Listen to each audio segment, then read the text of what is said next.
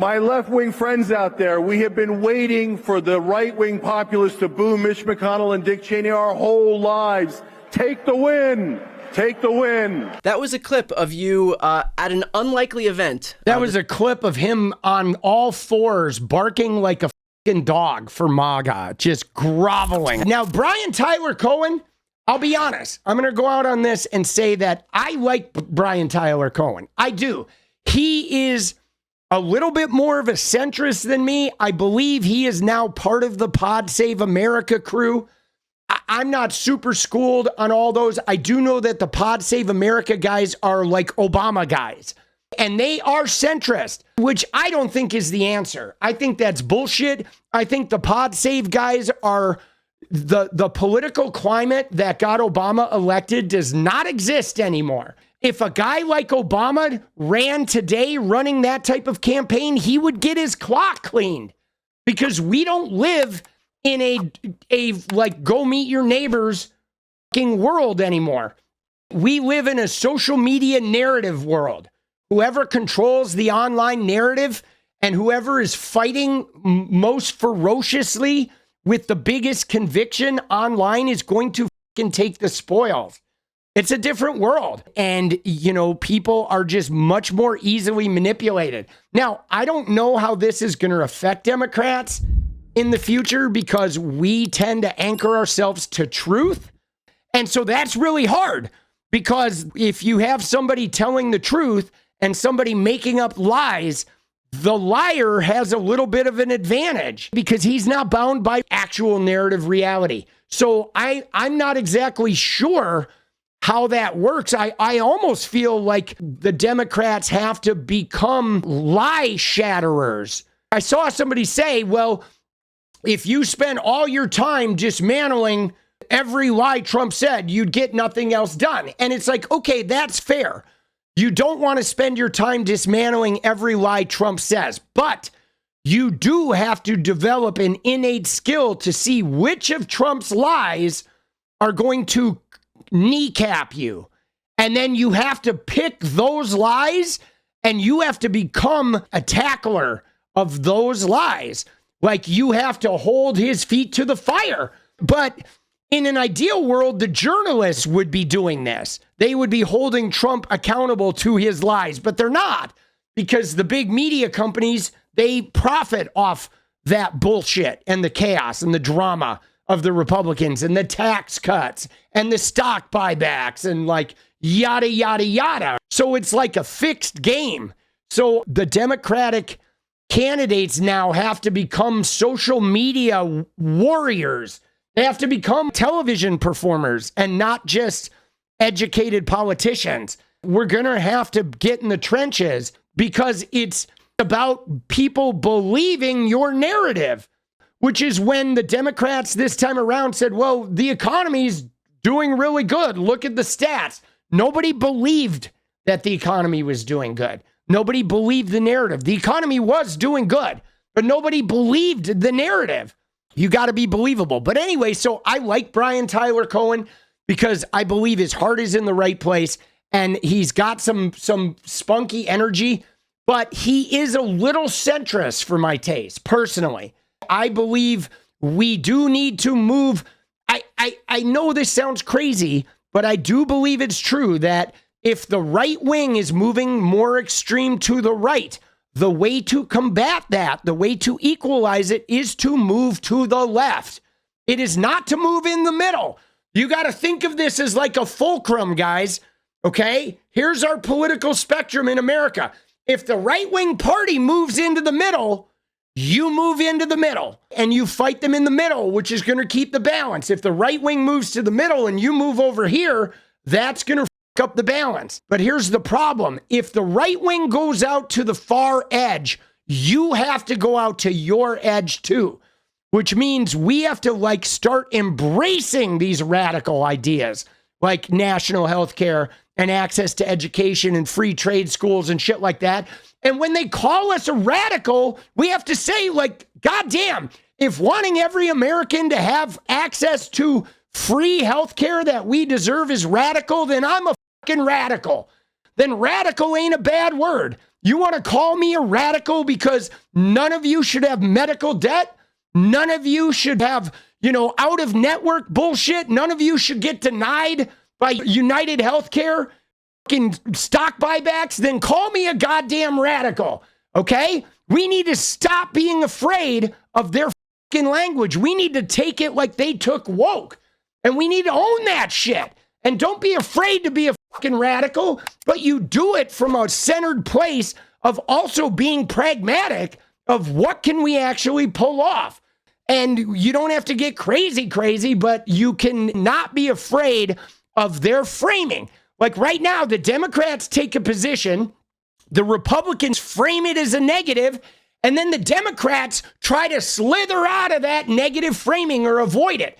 And I say, fuck it. If you want to frame it as a negative, hit them head on and go in there and show that, okay, I'm a radical. I'm a radical for wanting the same health care that everybody on the fucking planet has. Like, call me a radical then. I don't care. But we deserve this. We can do this. And we're tired of dying and going into medical debt so some motherfuckers can sit on a yacht.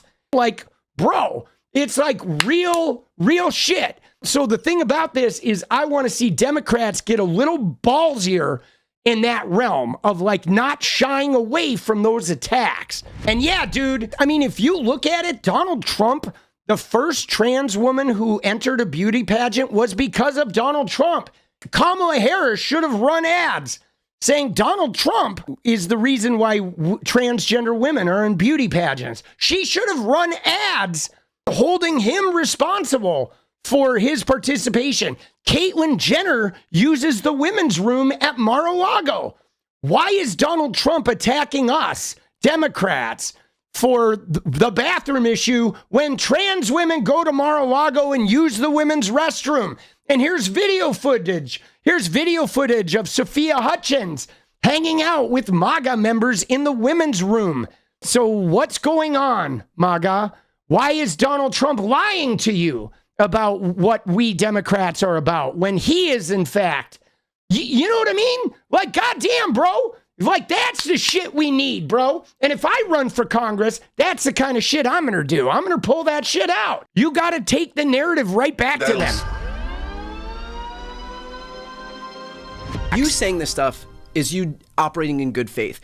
These people don't care. Like, there are no long-standing principles that they abide by. None. This is the purported party of family values, the purported party of the Constitution, of law and order, of states' rights, of fiscal responsibility. They will throw that shit out the window the moment, the millisecond it becomes inconvenient for them, and that's what they did. But you're saying these things to people as if they're operating under some principle that they should be against the establishment, that they should be against these donors, when they're not. The only longstanding principle is their allegiance to Trump. And so my worry is that, like, you trying to get through to them on these issues of principle is falling flat because it's not principle that got them there in the first place. There is no longstanding principle. There when isn't. You are a Trump supporter. It's just power. Yeah. So, Brian, this is an interesting. I think this is probably the most interesting point of the conversation, because I think you're right and you're wrong. Oh, shit, here we go. The right part is what you're laying out the history of, and that is correct. That's what I've said this week. Cenk is saying they used to be that way, but you know what Cenk is about to do? Cenk's about to say they've changed, Brian. They've changed. Like, I know that they've done all this shit, and they lie, and they have no principles, and they just fudge things, but they've changed now. Now they really have changed. He's like an abused spouse. You've said, and we've been accurate about that, right? So did Donald Trump do anything actually populist in his first term? No. He even forgot about the wall until 6 months were left, and I got to run on the wall, right. So I'll pretend to build like 3 feet of it, right? And all he did was giant corporate tax cuts, which is literally the least populist thing you could do. That's all he's going to do this time, all the time, again, on right-wing shows. I talked to them about 𝗣𝗢𝗓, how Trump wanted to ban TikTok. Yes, gives him a couple $1 million. All of a sudden, he likes TikTok. They don't care. Same thing on electric vehicles. They just agree with Trump. Again, whenever I make those points, even though the host like nod along, like it's uncomfortably true, right? Yeah. So now, so on family values, another point where you're absolutely right. Enormous hypocrisy, like record-breaking hypocrisy for my entire life. Family values for you, but not for me. But I'll vote for the guy with the porn star mistress, et cetera, right? So we're all clear on that, and there's nothing wrong with anything we've ever said on that. We've been 100% right. Okay, now where's the part where I think you're wrong?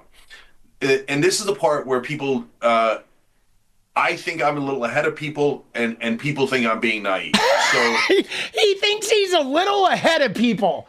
Like, bro, this is one of the things, though, that bothers me is how many people have, like, look at Mitch McConnell, for example, okay? Mitch McConnell sold his nutsack, sold his fucking soul for Trump, stole a Supreme Court seat for him, protected him after the insurrection, did everything he could to coddle that guy, and they still shat on him completely. They will eat up everybody in their wake. But this idea that Cenk, it's like his ego is cashing checks that reality is not going to be able to cash, man.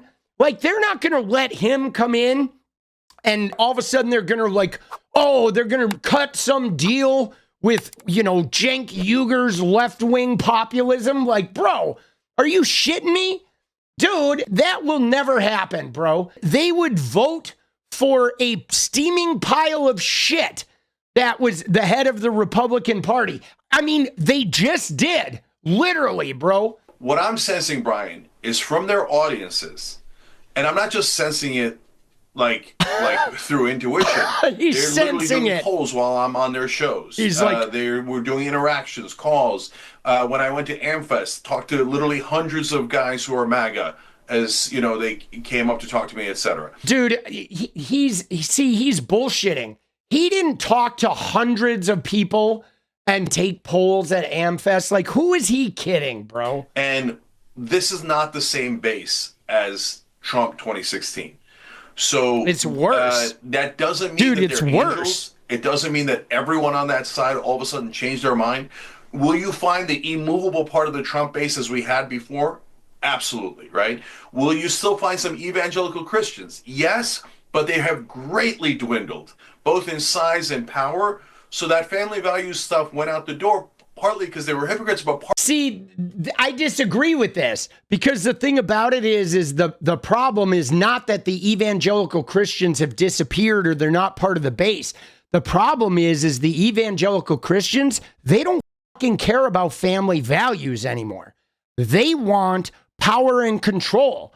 They want to control the law, to control the courts, to control the women's uteruses, to control the public schools state by state. They're no longer about the family values. They would put the rickiest, most criminal, murderous piece of shit in office if he will allow them to put the Bibles back in school. If he will allow them to take away some gay rights. Dude, Cenk is so fucking delusional, bro. Like, my God, the Heritage Foundation, the Manhattan Institute are behind this whole regime, bro. And they are like, it doesn't get any more evangelical than that. He is so blind, dude. Dude, like, wow, bro. partly because the evangelical Christians aren't in charge anymore of MAGA. So, dude, look at the number of Heritage Foundation people that are in Trump's administration. Like, what are you talking about, Cenk? the rest of MAGA are kind of bros and stuff, and they don't really care about family values at all. In fact, a lot of the bros are yeah, but here's the deal. You ready, Cenk? And again, you're missing the mark here. The bros, okay? How do the bros align with the evangelicals? I'll give you two fucking words, bro. Women, gay. That's how they align. The bros are easily conscripted because it's really easy to win over with an anti-gay sentiment from the bros and to win over on the women are fucking taken over with the bros. So the evangelicals, their two primary sources of things they want to control are sellable to the bros. And they're using like the gaming community and the red pill influencers, UFC culture where there's no gay and there's no girls, right? That's what they're using. Like, how goddamn blind is this guy. I mean, now we know why Cenk didn't win his congressional run, because the guy is like completely blissfully unaware of what's happening right in front of his fucking face, dude. Like, my God, dude, it's not rocket science how they sold their evangelical shit to the bros, man. This is easy as dude. About the outer edge of MAGA on the right, you're never going to win those guys over, and that's not the issue. You got to win over people on the inner edge that voted for Obama. That voted. See, that's just it. Winning over the inner edge. See, I'll be honest, guys. I don't think the people who voted for Obama voted for Trump this time around. I think what happened this time around is some dudes of color that just didn't want to vote for a black woman. I also think a lot of people didn't show up to vote for the Democrats. Not right. I don't think a whole bunch of Obama voters just voted for Trump this time around. I'm not really seeing that.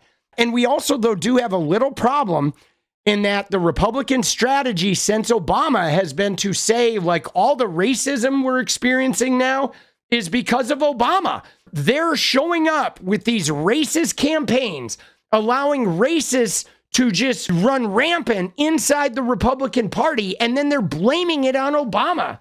They're saying Obama created this. Everything was great. We all got together. It was Obama and DEI that created the racial tension. And it's like, dude, come on. Voted for Biden and now have voted for Trump.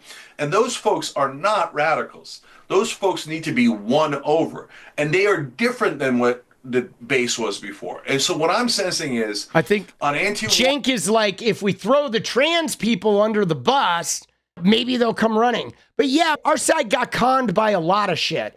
Our side got conned by, first off, the Gaza shit hurt our side. And then Gaza got manipulated by every facet of the right wing and foreign interference. So Gaza split things up. Then, of course, there was the Bernie anger about Joe Biden stepping down, and we didn't have a primary winner because Biden should have never run. Biden promised to be a one-term fucking president, and he should have never run. He was too fucking old, and he didn't have the goods, and he was breaking his promise. And yeah, the no primary thing hurt because a lot of the leftists, like the Bernie people, were fucking mad, bro. They were mad that they didn't get to vote for somebody. They didn't get to vote for a real progressive. And then the thing about it is Kamala Harris was kind of a progressive, but she didn't act like it. She was so worried about winning the middle that she didn't come out and be really progressive. Maybe if she had taken some progressive stands, maybe it would have been different. I don't know. I know a black woman in the Midwest was always going to be a hard sell. And even then, with all of that, guys, Trump won by 1.4%. So acting like there's some giant, like, you know, highly intelligent, incredibly strategic people, it's like, no, they have endless money. They have the manipulation of a social media network, and they just created a narrative that got believed. And they went after those young men. They went the women and gay as dangers to male power. The fucking evangelicals did strategize that. And they got a whole bunch of young white men who never fucking vote to go out and vote. And that's a problem. Anti-corruption. They really do mean it. Now, if you say, yes, but they're backing Trump, who's doing this obvious brazen corruption we just talked about. I know. So what I'm doing is giving them an opportunity to remember that they're supposed to be anti-corruption, and that, hey, when Trump does favors for the donors, I'm the only one pointing out to them that that's hypocritical. Cenk, you're a naive fucking child, bro. I'd believe you more if you just said, hey, man, my YouTube channel's dead, and the leftists hate me, and I'm actually used to be a Republican, so now I'm going to swing back and kind of go on the other side and try to build my own thing. At least we would respect you. But this bullshit of you acting like, come on, like you think if you point out Trump's corruption, they're going to do anything? The guy stole classified documents, committed an insurrection right in front of us, abuse, you know, covered up the star shit. Like, come on, bro. They could literally watch him Cenk in the ass with a dirty writer from CVS, dude. And they would be like, he hadn't done anything wrong. What is he talking about? MAGA is never going to be like, oh, Donald Trump just participated in corruption. Like, oh, yeah, we're not going to vote for him anymore. We're going to go hang out with that, like, Cenk guy that yells a lot and thinks we like him. We're going to go, dude, why do when I become MAGA, all of a sudden my neck disappears? Hey, what's up, Cenk? What's up, buddy? Oh, yeah, let's go. Trump's being corrupt now. I'm going to go vote for the black woman. Like, come on, bro. Definitely anti-war. Definitely. They're not even hypocritical about it. And so if you don't believe me, I love you. It's okay. I get it. We've all been burned hundreds of times, right? But if it turns out I'm right, what I'm hoping people go... Dude, if Trump said we needed to have a war, they would be pro-war. That's just it. And I think that's what BTC is about to go into here, is the fact that they are not bound by like what their beliefs are. They're anti-war when they're painting the other side as warring. But the minute they get in there, right, they were anti-inflation. But when Trump said, I can't lower prices, they're like, okay, we'll pay more. Like, oh, yeah, all right. Who cares, dude? Oh, look, I just found some money in my wallet that I didn't know was there. Oh, yeah, Cenk told us this. I remember yelling at him about it. Oh, yeah. It turns out, holy cow, they are anti-war, right? Oh, yeah. On anti-corruption, I think that the instincts of some portion of their base are correct. Dude, he's so clueless. Show them Cenk. without, like, ripping their face off. Dude, Cenk, this is why your YouTube channel is dead, buddy. Because you are not f***ing smart, bro. That maybe Trump is also corrupt. I think the part that, and you touched on this, is the cognitive dissonance between these people cognitive dissonance to say that they're is a for one great thing word. and yet constantly reaffirming their support for Donald Trump, who stands in stark opposition to the very thing that they purport to be against. So I guess my question for you is, what's your red line flip-flop to the point where you finally recognize whether or not the people who you were talking to at Turning Point USA's AmFest, for example, are not actually operating in good faith, and whether there is, again, to my earlier question, no actual longstanding principle, it's other than fealty to the God King, right? Yes. I guess fealty to the God King and being a chunk of wood stuck in the spokes of the everybody who's not them bicycle. That's just it, right? If the Democrats came out and were anti-trans, the MAGA would start defending trans people. Like literally right after that. If we all of a sudden became anti-trans, they would become pro-trans. I mean, dude, that is literally their game. They don't fucking care. That's what I'm trying to figure out here, because thus far there has been no indication that even though they say they're for anti-corruption, Donald Trump's the most corrupt guy to ever sit in the Oval Office. Even though they say that they're, for the list goes on and on, right? It's the list that we have spoken about earlier. But when will you stop giving certain people at this event, for example, the benefit of the doubt in terms of their actions not matching up to their rhetoric? He's like, well, I gotta say, Brian, as long as Polymarket keeps signing those checks, I'm gonna keep believing in MAGA. Oh, Jesus. Yeah. So, shit. I do think if this election has shown us anything, is that Democrats do have to be willing to go into spaces that are more hostile to Democrats inherently. If we're going to look at expanding. See, I'm not opposed to him going into the environment, but to go into the environment to shit on the Democratic Party is not the way to go, right? If he were to go into that environment to challenge their views and call them out on some shit, that would be legitimate. But he literally went there, him and Anna both go into those environments to say, you guys are right. I finally understand why you're right. Oh, please like me. Oh, there goes my neck again. It's just disappeared. Hi, my name's Cenk Uygur. Will you please like me? Right? I'll tell you. Oh, we hate Mitch McConnell. And yeah, you guys, we're going to throw people under the bus. Right? Like, what is he doing, bro? I've gone on other right-wing shows and said, what's Elon Musk? He's a donor. He's the largest donor, over $250 million that he gave to Donald Trump.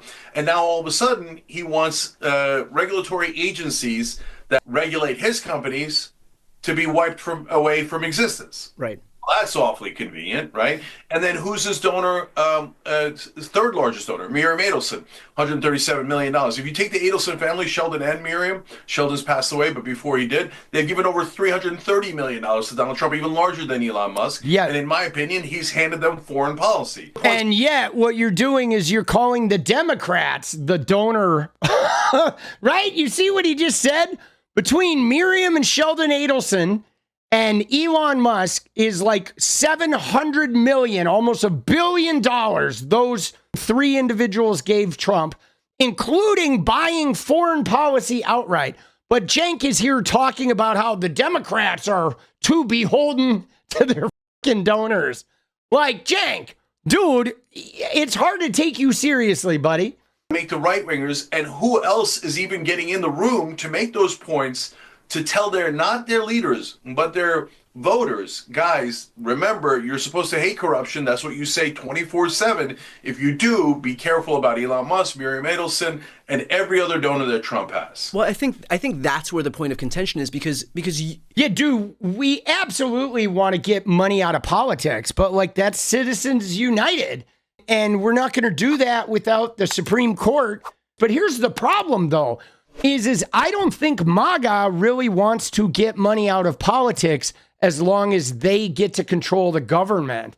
That's just it. Like, Cenk really does want to get money out of politics, but Maga doesn't want it. The fact that they have all the money, they're like, dude, money it up. They'll bitch about it and agree with him to bitch, but I feel like they're doing it just to fucking laugh at him. They're like, oh my God, we beat TYT so bad that Cenk is on here like kissing our ass. But dude, what is going on with Cenk, bro? I mean, I get it. He is staking a claim to the MAGA pie. He's insisting that he like can see it clearly and the rest of us can't. But there's no doubt that he's monetizing, because they're going to use him to degrade the Democratic Party, and they're going to use him as a trophy of how much they've devastated the Democratic Party. And Cenk, I guess he's okay with that, because he's been trying to degrade the Democratic Party in no small measure, dude. And he's never, like, all of these guys were Bernie bros. And he's never gotten over the Bernie thing, dude. Same with Anna. Dude, she's still talking about Bernie. Bro, Bernie. Dude, Bernie's going to be like 100 years old and 6 feet underground, and they're still going to be crying about fucking Bernie, dude. As if, like, you know, if Bernie could have won the primary in the South, he would have won the nomination. But, dude, seriously, though, this shit, it's wild. It's like a willful ignorance. There is never going to be an instance where the MAGA faithful, they're never going to align with leftists to combat the Trump regime.